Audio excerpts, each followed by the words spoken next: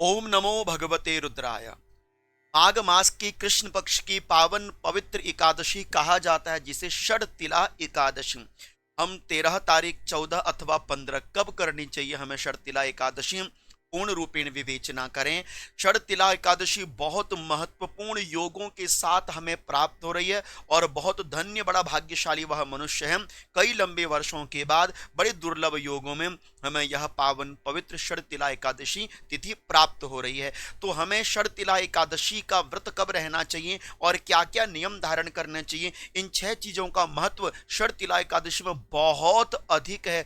मानव जीवन को सफल करने के लिए षड तिला एकादशी जैसी कोई दूसरी एकादशी प्राप्त हो ही नहीं सकती। पद्म पुराण में लिखा है कि षड तिला एकादशी में यह 6 कार्य करने चाहिए। किससे जुड़े हुए? बोले तिलों से जुड़े हुए। इसलिए माघ की महीने की सबसे बड़ी विशेषता क्या है कि पूरे माघ के महीने में एक चीज आपने कभी नहीं छोड़नी, और वह है तिल का प्रयोग। स्नान के लिए तिल, ध्यान के लिए तिल, पूजन के लिए तिल, दान के लिए तिल, इन तिलों का प्रयोग माघ के महीने में कदाचित भी नहीं त्यागना चाहिए। और षड तिला एकादशी तो खुले मन से आपको कह रही हैं कि इस दिन आपने तिलों से जुड़े हुए 6 कार्य जरूर कर लेने चाहिए। क्या करना चाहिए? शास्त्रोक्त विधि से समझिए। प्रमाण आपके स्क्रीन में है, आप भी मेरे साथ पढ़िए। तिलस्नाई, तिलोदवर्ती, तिल होमी, तिलोदकी, तिल दाता च भोक्ता च षड तिला पापनाशनी। पहला कार्य करना चाहिए तिल स्नान, तिल युक्त स्नान करना चाहिए। कैसे करना चाहिए?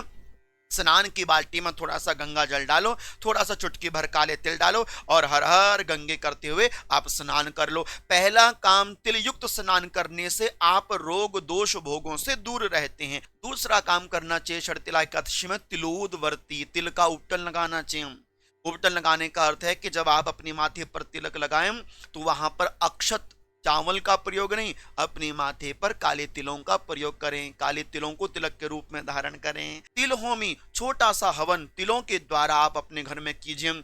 मान लीजिए आप विष्णु सहस्त्र नाम पढ़ रहे हैं तो भगवान के 1000 नामों से आप तिल आहुति कर सकते हैं। शिव सहस्त्र नाम पढ़ रहे हैं तो 1000 नामों से आप तिल की आहुति दे सकते हैं। भगवान का कोई भी आपने दिव्य पाठ किया, मंत्र जप किया, तो उस मंत्र की आप दिव्य आहुति प्रदत्त कर सकते हैं। तो आप षड तिला एकादशी में घी में थोड़ा सा काला तिल मिलाकर यदि हवन कर सके तिलों के माध्यम से, मैं कहूं कि आपके जीवन में लक्ष्मी सदैव प्रसन्न चित्त रहती है, क्योंकि शास्त्रों में लिखा है कि तिलाधिक्येद वधेत लक्ष्मी। और चौथा कार्य बताया तिलोदकी, आप पानी वाले गिलास में थोड़ा सा काला तिल डालकर आप तिल युक्त जल को पान करें। षड तिला एकादशी में 5वां कार्य है तिल दानात, आपने तिल का दान करना चाहिए। आप गुड़ के साथ तिल का दान करें, आप तिल के मोदक दान कर दें।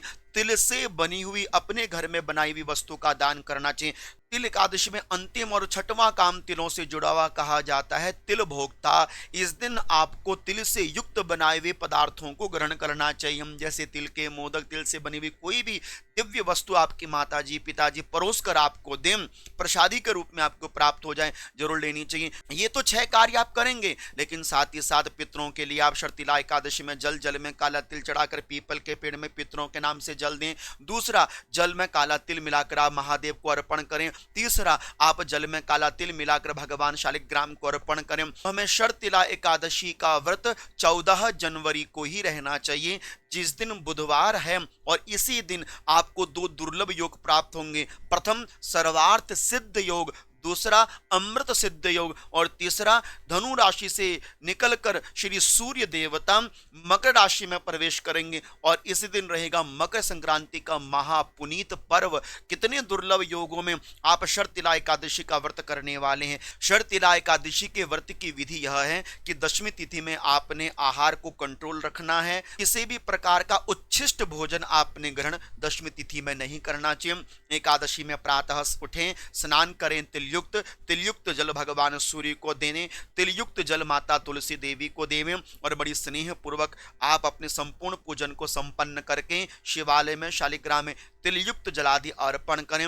और विधिवत पूर्वक आप अपने व्रत के नियम को धारण करें। संध्या काल के समय विष्णु शास्त्र नाम का पाठ जरूर करना चाहिए और अगली सुबह भगवान को तिल युक्त स्नान कराकर बड़ी प्रेम पूर्वक तिल से बने हुए वस्तुओं का दान करना चाहिए। तिलों का दान, गुड़ का दान, वस्त्र का दान, यज्ञोपवीत का दान और एक लोटे में जल में काला तिल आप किसी ब्राह्मण को दान करके आ सकते हैं। और शर्तिला एकादशी में व्रत का पारण अगले दिन 15 जनवरी को आपने सूर्योदय से लेकर 9:30 बजे के मध्यस्थ में कर लेना चाहिए। आशा करता हूं कि जो जानकारी मैंने आपको शर्तिला एकादशी से जुड़ी हुई दी है शास्त्रोक्त विधि से अच्छी लगी होगी। अच्छी लगी है वीडियो तो आगे इष्ट मित्रों को शेयर जरूर कर दीजिएगा। आप सभी को प्रणाम। ओम नमो भगवते रुद्राय।